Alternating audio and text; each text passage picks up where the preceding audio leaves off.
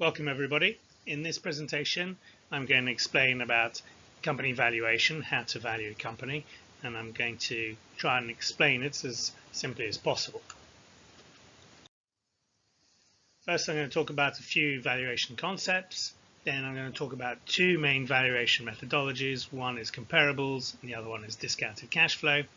Then I'll move on to how to maximize your valuation, and lastly we'll give a few tips about how you'd go about valuing an early startup. So the first concept I want to talk about is net asset value. Let's suppose we have a company, and let's take a pizza company. What are the assets in that company? Well, if for a pizza company you'd have cash in the register, cash in the bank. You might have some stocks of food, cardboard boxes, and you might have some equipment like a pizza oven or a motorcycle. Add the values up of all of those items and you get the total assets. In this example, £25,000. On the other hand, you also have liabilities. You might have an unpaid electricity bill, you might owe the taxman some money, you might have some borrowings from the bank. Add all those up and that gives you your total liabilities. So in this example we've taken the total liabilities of £5,000. So the net asset value is simply the assets minus the liabilities. So here it's 25,000 minus 5,000 gives us £20,000 of net asset value. Now you've probably heard of the term breakup value before. Well, that's simply the net asset value minus the costs of liquidating all your assets. It's probably going to cost you some money to sell that pizza oven and sell that motorbike. So the breakup value is always slightly less than net asset value. And that's lastly, the breakup value is basically the minimum value you can get when selling a company. So the breakup value, as the term indicates, is the value of a company if you break it up, if you strip it of all its assets. What if you keep the company running? In most cases, if you keep a company running as a going concern, it is worth more than the breakup value. If we continue looking at this particular example and we look at the finances for the last few years, we see that the revenues have hovered around £75,000 each year, that the net profit has also hovered around £28,000 each year, and the owners of the company have been paying themselves a dividend of £25,000 each year. Now, given that the breakup value was £20,000, so surely it makes sense to keep the company going if you're making a dividend of £25,000 each year. So how much is that dividend stream over the next few years, if you assume you can maintain it at £25,000, worth to somebody? Well, one answer is it's worth whatever a buyer is willing to pay for it. Now there are better answers than that, and that's what we shall look at in a few slides. So before I answer that question, there are still a few more concepts that we need to learn and understand. Now, let's say I've got £1 million and I'm considering two alternative investments. On the one hand, I could use that £1 million and buy some government bonds, and they would pay me, say, 2.5% interest each year, which would be £25,000 a year. On the other hand, I could offer Joe £1 million for his pizzeria, and hopefully that business will pay me £25,000 a year. And given that they're both the same income stream, can I therefore conclude that Joe's Pizza is worth £1 million? Or is one deal better than the other deal? And the answer is no, because they are both different propositions. Investing in British government debt is considered risk-free, whereas investing in Joe's Pizza is pretty risky. There's a risk of new competitors opening up nearby. There could be a change in legislation saying pizzas are bad for your health. Food consumption habits could change. People might not like eating pizza anymore. Very popular today, but you never know. Change in demographics.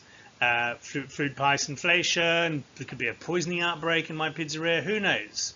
The fact that the pizzeria made £25,000 each year in the last few years doesn't mean it's going to continue doing so in the future. And therefore, it's a lot riskier to invest in Joe's company than it is to buy government debt. So when comparing two investments, we really need to factor in risk. And so that brings us onto the subject of cost of capital. The investor might compare two options and conclude the following. If I invest in government bonds, I will receive 2.5% interest per year. On the other hand, if I invest in Joe's Pizza Company, I want a much higher return to reflect that risk. Let's say I want 10% return.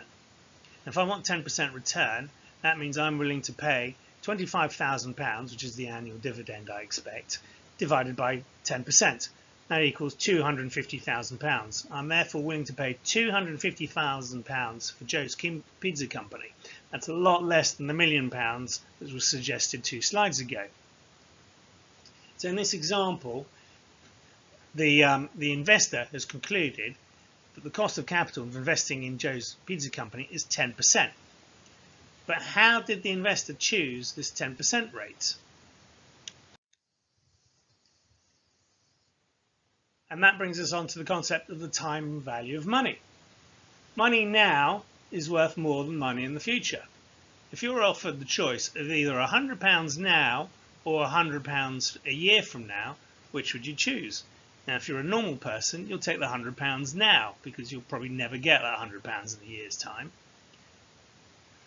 But if it was somebody you trusted who offered you £100 now, what would you accept instead to have in 1 year? Would you take £105, which would be a 5% return? Would you take £110? Or would you take £200? £200 would be a 100% return. So if your choice is £200 in a year's time instead of £100 now, your basic cost of capital in your calculation there is 100%. And when making your choice of return, it's based on your assessment of, firstly, the inconvenience of waiting 1 year, and secondly, the risk of not getting paid at all. So the inconvenience is officially called the risk-free rate, and the risk of not getting paid is the risk premium. It's a premium on top of the risk-free rate. Another concept is present value and net present value. So let's suppose I'm offered a financial instrument with the following cash flows for £50,000. So I pay £50,000 and then a year later I get back £25,000, a year after that another £25,000, and a year after that another £25,000. So in all I get £75,000 back, but spread over 3 years, and that's all in exchange for paying £50,000 now. So suppose my required return is 10%, as suggested in the previous slide. You know, I might borrow £50,000 from the bank for 10%. Well, what I do is I discount those future cash flows to today's value. So £25,000 in a year's time is 25,000 divided by 1.1, which is £22,727 in today's money. And £25,000, the calculation for that in 2 years' time is slightly more complicated, but that works out to £20,661 in today's money, and so on. And so the present value of those three £25,000 spread over time in today's money, if I have a required return of 10%, is £62,171. And that is the present value of those cash flows. So the net present value is those cash flows, those three £25,000 to today's value, less the cost of my investments, which I invested £50,000, if you remember. So 62,171 minus £50,000 is £12,171. That would be my net present value, or NPV, as many people say. So let's talk about investment versus acquisition. If we take the same example again of Joe's Pizza Company, and let's say I wanted to buy the company, the whole company, for £250,000, that would be the acquisition price.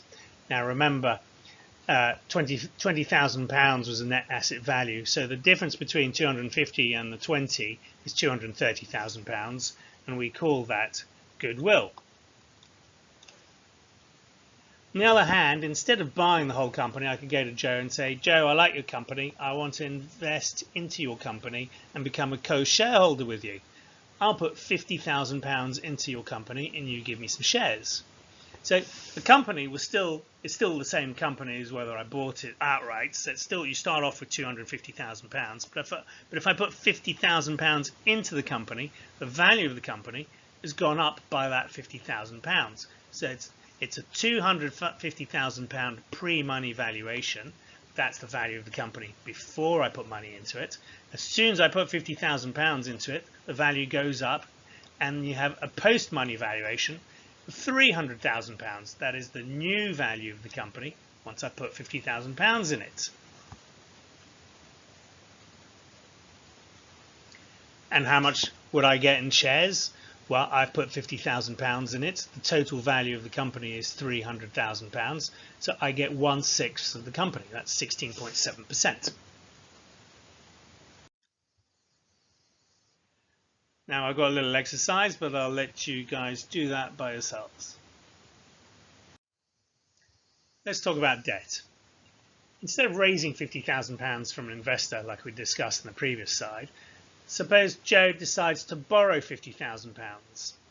How will that affect the value of the company? Well, basically, if he borrows £50,000, he acquires £50,000 in debt, so that reduces the value of the company by £50,000. But at the same time, he receives £50,000 in cash, and that increases the value of the company by £50,000. But the two cancel each other out. So if he borrows £50,000 and gets cash into the company, he basically hasn't changed the value of the company. The company is still worth the same. The cash he gets cancels out the debt he owes. Let's talk about capital structure. Taking the same example of Joe's Pizza Company, which we valued at £250,000, let's assume he has 3 different buyers all willing to pay £250,000 for his company. First buyer is going to pay the whole £250,000 in cash. So he'll end up with 100% equity in the company. The second buyer is going to finance his £250,000 in 2 ways. He's going to pay £230,000 with his own cash. Then he's going to borrow from the bank another £20,000. And if he's clever, he's going to put that bank loan on the books of Joe's Pizza Company. So he's effectively buying it for £230,000, and the bank will lend the pizza company £20,000. Joe doesn't care because he still gets his £250,000 and he walks away. The company ends up with £20,000 in debt. Third buyer is a bit more extreme. He's only got £50,000 in cash, but he's managed to convince the bank to loan him £200,000, and he too will put that £200,000 on the books of Joe's Pizzeria. Again, Joe doesn't care. He's getting £250,000, so he walks away. The company, however, ends up with a debt of £200,000 in his book, and the buyer has only paid £50,000 for it. So it's the ratio of debt to equity, the £200,000 to the £50,000, that is what's called the capital structure of the company. Let's talk about the concept of enterprise value. Now, at the end of the day, enterprise value is the value of the company. And this is quite an important concept to understand, and many beginners struggle with this. So it's probably easier looking on the right-hand side of this slide and considering your house. When you consider the value of your house, you're really considering the market value of your house. So let's assume your house has been valued by an estate agent. The estate agent has valued it at £500,000. Now you probably have a mortgage on your house, and let's assume your mortgage is £300,000. So the equity you have in your house is £200,000. The debt you have on your house is £300,000. And so the equity plus the debt equals £500,000, and that is the market value. Another way of looking at it is that your equity is equal to the market value minus the mortgage. That is how much your equity in the house is. So for companies, it's similar. A quoted company, you can buy shares on the stock exchange and you can find out what the price per share is, and you can find out how many shares there are. You multiply one by the other and you get what's known as the market capitalization, and that is the equity value of the company. If you look at the balance sheet of that company, you'll see how much debt it has. And what you really want to look at is how much net debt it has. So it's the total borrowings it has from banks, and then you subtract the cash, because you could always use that cash to pay off some of the debt. So it's the net debt you look at.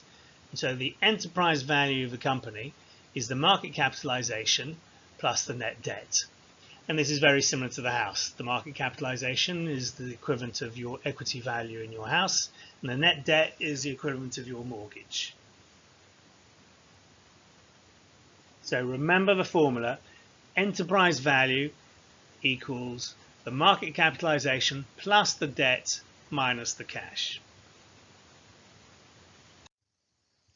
So here's a little exercise to make sure you've understood this. Let's take the example of BT again.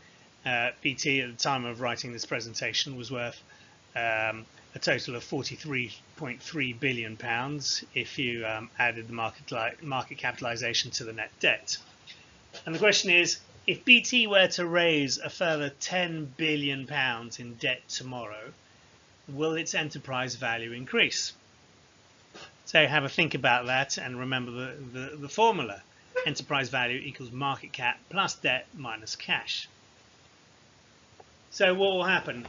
Well, the enterprise value, the market cap will not change. The debt will go up by 10 billion because we've raised 10 billion in cash. But then there's an extra 10 billion in cash, which we subtract. So we've increased 10 billion in debt, but we're also subtracting another 10 billion. So the answer is no, the enterprise value will not change if BT raises a further 10 billion pounds. Now the next three slides cover cap table. Now cap table is not a requirement for understanding how to value a company, so I'm going to skip these three slides, but I've included them here because if you're looking at this presentation, you're probably looking at raising finance, and it's quite important for you to understand how a cap table works and how to build one. So have a look at the slides in your spare time.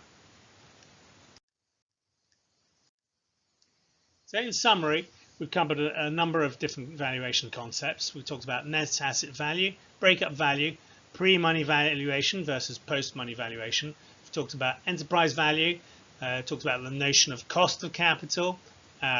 Also similar to that is discount rates, which we'll discuss a bit later. We talked about the concept of time value of money, present value, and net present value. And what we haven't talked about yet is the IRR, which we'll cover in the next section. Let's talk about various valuation methodologies, and there are quite a few, but we're going to cover two main ones. Okay, the first valuation methodology I want to talk about is comparables. Instead of talking about valuing a company, it's easier to think about valuing a house. Look at the chart on the left. I have a sample of 50 houses, all located in the same area. This makes them all comparable. I plot these houses on a chart with the vertical axis for the price they sold for, and on the horizontal axis the size measured in square feet. So it's no surprise that the bigger the house, the higher the price it sold for. We see that the prices are pretty well correlated with the square footage. In this case, we see that the houses are roughly £450 per square foot. So if you're asked to value a house that's coming onto the market, you'd simply find out the size of the house and multiply that figure by 450. So when looking at companies, we use a similar approach. First, we think of what measure we can use to derive our valuation. For example, if we want to value an internet company, we might choose the number of monthly active users. We then get a sample of companies that are all comparable, and we work out their values relative to that measure. Remember, for quoted companies, you can work out what their value is based on the share price, the number of shares, and the net debt. So the chart on the right shows the valuation of these companies are indeed somewhat correlated to the monthly active users. Right, So your first challenge is to think of which ratios that you can get data for are relevant to the industry sector of the company you're seeking to value. There are two types of ratios you can think of. First, the physical ratios, then there are financial ratios. So for example, physical ratios for an internet company could be enterprise value, which I've summarized as EV. So EV over monthly unique visitors, EV over monthly active users, EV over number of visits, EV over number of page views, EV over registered users, EV over number of subscribers, EV over number of downloads. These are all measures which are quite common in the internet industry. Financial ratios, and the beauty of financial ratios is you can use them for pretty much all types of companies. Here are a few examples: EV over revenue, EV over EBITDA, EV over EBIT, EV over cash flow. Another one is MC, this is market capitalization over net earnings, which is also known as the PE ratio, the price earnings ratio. Just as an analogy for property, you can come up with a whole list of different valuation ratios, such as the one we did: property value over square feet, property value over square meters, over meters cubed, why not? Property value per bedroom, property value per acre of land if you're valuing a farm, property value over window, we probably did that in the olden days, property value over monthly rent, that'd be a financial ratio, and so on.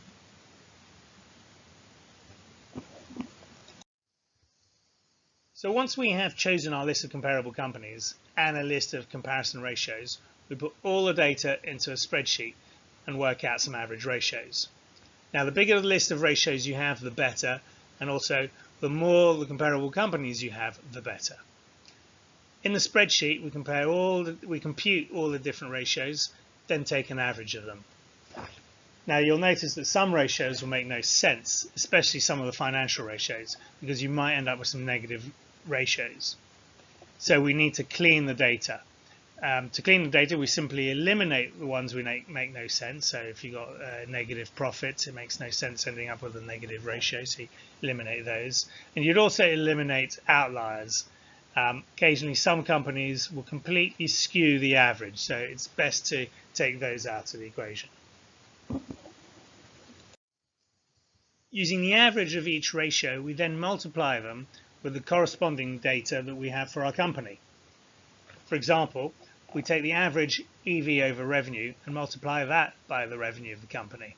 This gives us a valuation for that ratio. Doing these for each of the ratios gives us a range of values. We can then simply take a straight average of all those ratios. So in this example, we have valued Gumtree, which is a subsidiary of eBay, and we have valued it at $655 million. This is a comparables methodology using quoted companies. Sometimes it's more appropriate to do the comparable methodology using private companies, because you might deem them as more comparable. The problem with this is there's a lot less data available. However, it's worth a try. Quite often when a company is acquired, the price paid is reported in the press. Because a lot less of this data is available, you'll end up doing fewer ratios. So in this example, I have valued Gumtree at a much lower figure of $163 million. The other key valuation method I wanted to cover is discounted cash flow, or DCF. This is quite a big exercise unless you've already built a cash flow projection model, which is a very useful thing to have done anyway. There are 4 main steps to doing this, and we'll go through each of them in this next slide. So the first step is to build a cash flow model, ideally between 5 to 10 years. And this 5 to 10 years would be called the forecast period.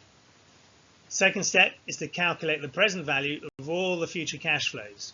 You need to choose a discount rate to do this. We'll come back to that in a second. Third step is to calculate the continuing value, or the terminal value. This is the value of the company beyond the forecast period. And you'll need to discount that to today's value using the discount assumption as well. To work out the continuing value, you take the cash flow figure of the last year that you projected, i.e. this figure here, and you apply it to this formula shown here. which is the last year's cash flow times 1 plus the growth rate divided by the discount rate minus the growth rate. So far we've used 3 different valuation methodologies. We've used quoted comparables, transaction comparables, and a DCF. So once you've done that, you'd summarize all the results onto one sheet. And here, as we've done, shows that we've got a range of different valuations. If we want to give a single figure instead of a range of valuations, then you would apply weights to each method. The weights you choose should be subjective, but should reflect how good the data is in each method you've used. The weights that I've chosen here end up giving us a valuation of $347 million for Gumtree. In the DCF methodology, I talked about discounting future cash flows to today's money, but I did not elaborate how I chose the discount rate. Remember, the discount rate is a reflection primarily of the risk of not getting paid. For mature and quoted companies, there's a scientific formula for working out the discount rate. It is called the WACC, or Weighted Average Cost of Capital. You can see the formula in the top right corner in the box. However, in the table, for early stage companies, it's a matter of debate what is the most appropriate discount rate to select that reflects the risk for a company not delivering the projections, i.e., or the investor not getting paid back. The table here shows a range of rates to use for different stages of a company. Now, the table is based on industry practices. At the seed stage, you would use a rate between 80 and 100%. The seller would aim for obviously a lower rate, and the investor or buyer would aim for the higher rate. For the angel round, assuming there are some small revenues, the range is between 50 and 70%. As you can see from the table, even for a Series B stage company with revenues of say £5 million, it is unlikely that the buyer and the seller will agree on a discount rate of less than 25%, which is actually quite a high rate. And that concludes the main part of the presentation on how to value a company. Feel free to look at the remaining slides to see how to maximize the valuation and how to value a very early stage startup. Thank you.